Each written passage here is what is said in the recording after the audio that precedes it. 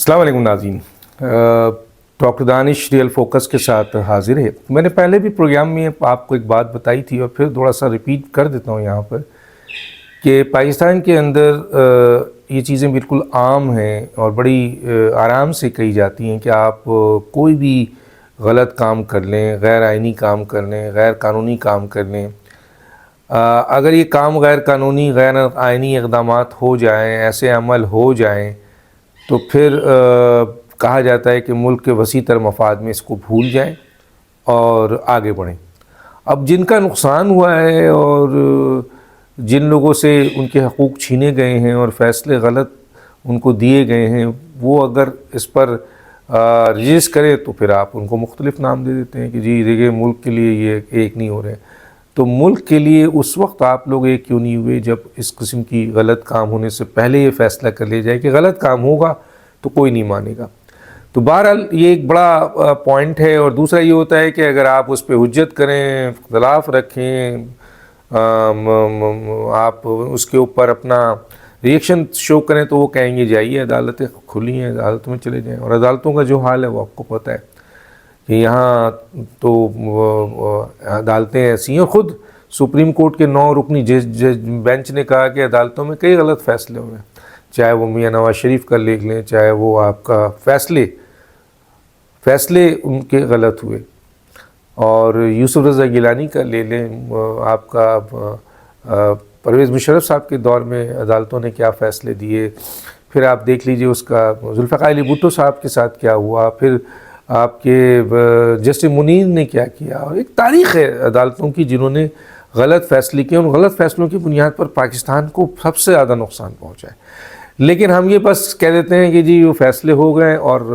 اتنے سال بعد بتائیے نا، 77 میرا خیال ہے سپٹمبر میں 5 جولائی کو پھر شاید ان کو پھانسی دی گئی تھی، تو وہ 77 کی بات ہے، 78 79، یعنی اس کے بعد آپ دیکھیں یہ 24 ہے اور آج ان کے اس کیس کا فیصلہ ہو رہا ہے کہ ان کا ٹرائل غلط تھا ذوالفقار علی بھٹو کا۔ یعنی 9 رکنی بینچ سپریم کورٹ کی کہہ رہی ہے، اور اس وقت سپریم کورٹ کے جو 4 رکنی بینچ تھی جس میں 4 ججز تھے جنہوں نے لاہور ہائی کورٹ کے اس فیصلے کو کہ ان کو پھانسی دیا جائے اس کی 4-3 سے وہ فیصلہ جو ہے وہ ہوا تھا۔ 3 نے منع کیا تھا لیکن 4 تھا، اور اس کی پوری ایک کہانی ہے، کسی وقت انشاءاللہ ضرور سناؤں گا آپ کو کہ کس طرح یہ فیصلے دیے گئے تھے۔ بہرحال تو ایسے بے شمار فیصلے ہیں، اور جب ہو جاتے ہیں تو، اور الیکشن اگر غلط ہو جائے اور عوام جو طاقت کا سرچشمہ ہے، عوام ووٹ ڈالیں، بیلٹ میں ڈالیں کسی اور کو، نکلے کسی اور کا، اور پھر بہت بدترین شکست کھانے والے جو ہیں وہ پارلیمنٹ میں آ جائیں، جیت جائیں، اور ایسی پارلیمنٹ جس میں عوام کے جیتے ہوئے نمائندے تو کم ہیں الیکٹڈ، اس میں عوام کے ووٹوں میں نہیں بلکہ عوام نے جن لوگوں کو مسترد کیا ہے ان کو ارباب و اختیار نے، ان کو الیکشن کمیشن نے، ان کو نگران حکومت نے جو ہے وہ پارلیمنٹ تک پہنچا دیا ہے، اور تعداد ان کی زیادہ ہے اس پارلیمنٹ۔ تو ایسی پارلیمنٹ کی اوقات کیا ہوگی بتائیے، کیا حیثیت ہوگی؟ اب اس پہ کوئی پروٹیسٹ کرے یا کوئی بھی کچھ کرے تو بات یہ ہوتی ہے کہ جناب ملک کے وسیع تر مفاد میں، اب جب کہ وہ سارے عوام کے ووٹوں سے مسترد کیے ہوئے لوگ، عوام نے جن کو مسترد کر دیا تھا، وہ کسی اور ذریعے سے جعلی طریقے سے الیکشن کمیشن کے کندھے پہ سوار ہو کر پارلیمنٹ میں آ گئے، اور اب وہ وزیر اعظم بھی بنے یا صدر بھی بنے یا وہ آپ کے وزیر بھی بنے، مشیر بھی بنے، اب ہو گیا، اب حلف بھی لے لیا، اب وزیر اعظم بھی بن گئے، اب کابینہ بھی بن گئی، اب آپ وہ جو آپ کا رونا دھونا ہے اس کو بند کریں اور ملک کے وسیع تر مفاد میں ہمارے ساتھ چلیں۔ تو یہ 2018 میں بھی یہی ہوا تھا، اور اس کا نتیجہ دیکھ لیجئے، پھر آج 2024 میں ہوا ہے، اب اس کا نتیجہ آگے چل کے دیکھیں گے کیا ہوتا ہے۔ لیکن یہاں پر جو بات ہو رہی ہے وہ یہ ہے کہ مفاہمت کی بات، مفاہمت ہے، یعنی میں پیپلز پارٹی اور PMLN جو ہے وہ مفاہمت سے جو ہے وہ آگے چلے، لیکن پیپلز پارٹی تمام آئینی عہدے تو اس نے لے لیے لیکن کابینہ کا حصہ بننے کو تیار نہیں ہے۔ وہ PMLN زور لگا رہی کہ آپ بھی آئیے تاکہ حکومت کی ناکامی ہو تو ہم دونوں مل کر، اور ہم دونوں مل کر فیس کریں، اور کامیابی ہو تو ہم دونوں مل کر فیس کریں۔ 99.9% لوگ کہہ رہے ہیں کہ موجودہ حالات میں جو سچویشن ہے اس میں تو ناکامی نظر آ رہی ہے، بڑے چیلنجز ہیں، اور آگے چل کے میں بتاؤں گا کہ کابینہ میں کون لوگ آ رہے ہیں اور یہ کیا کریں گے اور ماضی میں انہوں نے کیا کیا۔ تو ایسی صورتحال میں آپ مفاہمت کی بات کر رہے ہیں، آپ عمران خان صاحب جو اس وقت جیل میں ہیں، جن کے اوپر آلریڈی کیسز ہیں، جن کو الیکشن نہیں لڑنے دیا گیا، جن کو نااہل کر دیا گیا، جن کی پر بڑے بڑے کیسز اور بھی آ چکے ہیں، اور تقریباً 31 سال ان کو سزا ہے، لیکن ان کی پاپولیرٹی میں مکمل ریگولر اضافہ ہو رہا ہے، اور وہ اس لیے بھی ہوگا کہ جب آپ ایک تو جنرلی ان کو لوگوں نے کچھ زیادہ ہی انتظامیہ اور الیکشن نے پی ٹی آئی کے ساتھ ظلم کیا، تو یہاں تو آپ ظلم کریں گے تو لوگ پھر ان کے اس غلط کام کو نہیں دیکھیں گے، بلکہ آپ کے ظلم کو زیادہ فوکس کیا جائے گا، اور چنانچہ یہی ہوا۔ الیکشن میں غصے کا اظہار عوام نے کیا، اور عمران خان جیل میں ہونے کے باوجود ان کے آزاد امیدواروں کو بے دریغ یعنی اتنے ووٹ پڑے ہیں کہ پاکستان کی تاریخ میں ایسا نہیں تھا، اور نوجوانوں نے اور عورتوں نے سب سے زیادہ ووٹ ان کو دیا، اور آج بھی اگر 46% نوجوان ہیں تو سمجھ لیجئے 30% کے قریب 28%، 30% کے قریب عمران خان کو ووٹ ہیں۔ یہ بھی مختلف تجزیہ نگار آپ کو دے رہے ہیں، مختلف سروے آپ کو بتا رہے ہیں۔ تو چنانچہ یہ دونوں جو ہیں وہ آپ کے مل کے انہوں نے وہ کرنا ہے، آپ کا چلانا ہے، لیکن کیا ایک اور بات بھی ہے، اب ہمارے ان کی اس حکومت کا حصہ جیسے میں نے کہا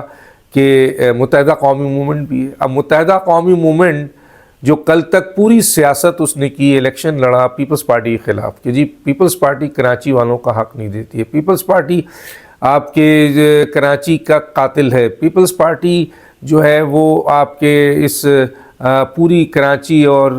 آپ کے حیدرآباد اور اپر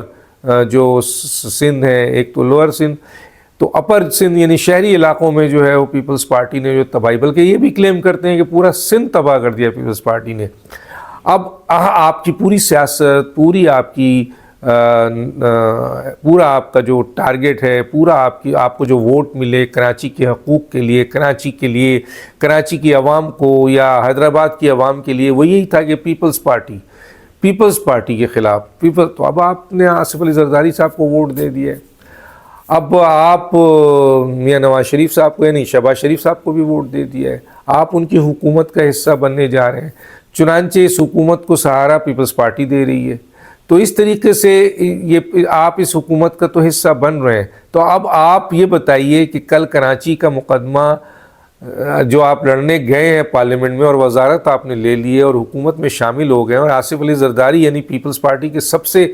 بڑے شخصیت کو آپ نے ووٹ دے دیے، جو ایک لحاظ سے بہت بڑے وڈیرے بھی ہیں، تو اب ان کا آپ کا وہ اسٹیٹمنٹ کیا ہوگا؟ اب آپ پیپلز پارٹی کے خلاف بول سکیں گے، اور اگر بولیں گے تو اس کا مطلب ہے یہ آپ کی انڈرسٹینڈنگ کا ہے۔ لوگ اتنے بیوقوف نہیں ہیں، وہ سمجھ جائیں گے کہ آپ کی انڈرسٹینڈنگ ہے کہ ہمیں بھی گالی دو، ہم بھی گالی دو، مل کے حکومت چلاؤ، اور باقی مٹی پاؤ، ایک لفظ ہے مٹی پاؤ چودھری شجاعت صاحب۔ تو ایم کیو ایم کے لیے بڑا مشکل ہے، پبلک اس چیز کو ایکسیپٹ نہیں کرے گی کہ تم گالی دو پیپلز پارٹی کو، ذمہ داری تباہی کا پیپلز پارٹی کو بناؤ، ساری کراچی کی تباہی کی ذمہ داری پیپلز پارٹی پہ دیے جائے، اور پیپلز پارٹی کے سب سے بڑی شخصیت کو جو ایک وڈیرے ہیں ان کو آپ صدر بنانے میں ووٹ ڈال دیں، تو سوچیں، اور ادھر حکومت کا حصہ بھی بن جائیں، وزارت بھی لے لیں۔ حالانکہ کہا تھا کہ اگر کراچی کے مقدمے میں یہ جو 3 رکنی پوائنٹس ہے جس میں 140A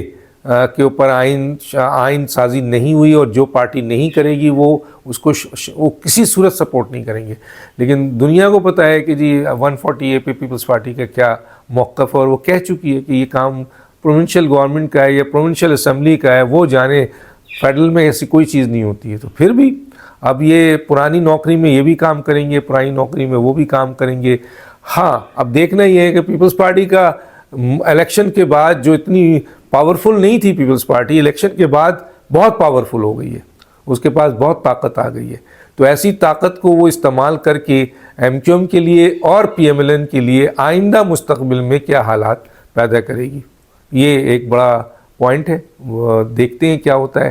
اور اس میں کوئی شک نہیں ہے کہ عمران خان کے لوگ پارلیمنٹ میں آ کے بیٹھ تو گئے، اور ظاہر ہے وہ رجسٹ کریں گے باہر بھی اندر بھی، لیکن جو حکومت ہوگی، اب عمران خان کی پاپولیرٹی میں اضافے کی بنیاد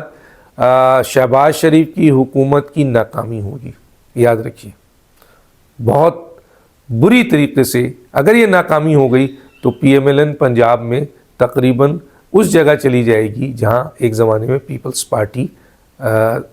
مقبولیت میں تھی اور پھر وہ ختم ہو گئی تھی۔ ڈاکٹر دانش کو یاد دیجیے۔ اللہ حافظ۔